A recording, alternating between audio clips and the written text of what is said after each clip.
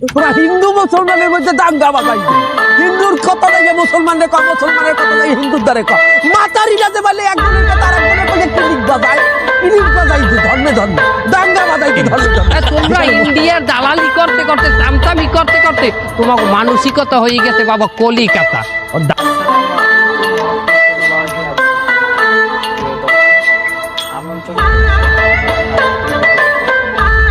Sir sir sir sir sir আপনার সাথে একটু কথা বলা যাবে? আমি সাংবাদিক সাংবাদিক।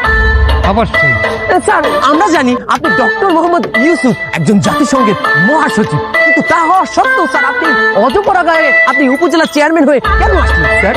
আসলে আমি যে শুধু জাতিসংঘের মহাসচিব এটাই নয়, আমি এই গ্রামের একজন সন্তান।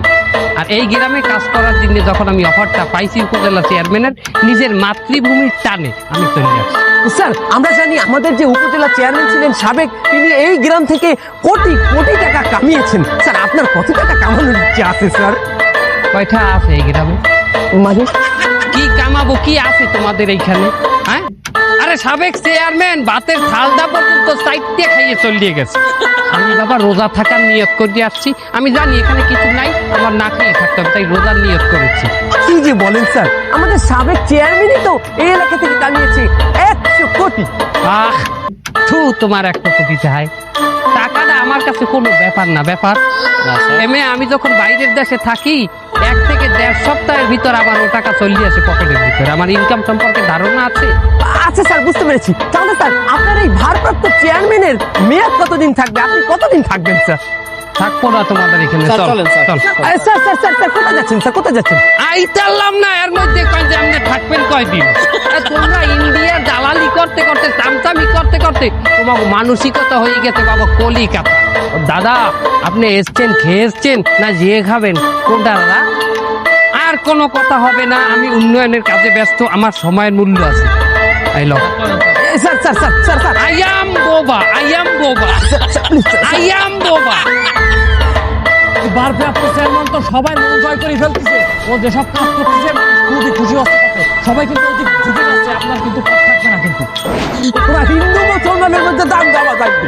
হিন্দুর কথা থেকে মুসলমানের কথা, মুসলমানের কথা থেকে হিন্দুর দ্বারে কথা। মাতারি যাতে বলে একজনের কথা আর একজনের কথা ক্লিক বাজায়, ক্লিক বাজাইছে ধর্মে ধর্মে, দাঙ্গা বাজাইছে ধর্মে ধর্মে।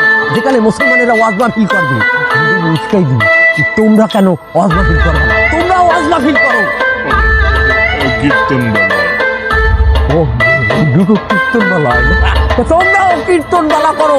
আবার অতি উৎসাহী মুসলমান আছে না কিছু, যারা বাইরে লোকছে এগোকে কি বছর ওই হিন্দু যখন পুজো হয়, পুজোর সময় যাইয়া হেগো সবার মধ্যে যাইয়া একটা গজল গাও, কিছু কোরআনা বিশ্বের কথা কও, বাইরে লোক যারা এইসব কথা কইয়া এগুলো যখন করবে মানে হিন্দু মুসলমান দাঙ্গা বাঁধতে যাবে, আরো পুরো জ্বালাও পোড়াও অবস্থা হয়ে যাবে। আমরা তো হেঁটেই চাই। আমি দেখবো ওই ইউটিউব কি পাইলে আমার ওই চেয়ারটাই তাই আমার সামনে একটু কমা দিচ্ছি, যদিও আমি কিছু মনে করি নাই। যাই তুমি ভালো ছেলে।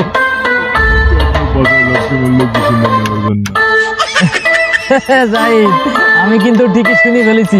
যাই হোক কোনো ব্যাপার না, হাতি যখন খালে পড়ে তখন চামচিটাও লাথি মারে। আচ্ছা এটা কেমন উদাহরণ? আমি কি খালে পড়ছি? আমি এখনো নৌকার উপরে আছি বাবা। যাও তোমরা যাও, কেউ দেখে নাই তো, তাড়াতাড়ি যাও। ঠিক আছে চেয়ারম্যান সাহেব, তাহলে আপনি ভালো থাকেন। আসসালামু আলাইকুম। হ্যাঁ হ্যাঁ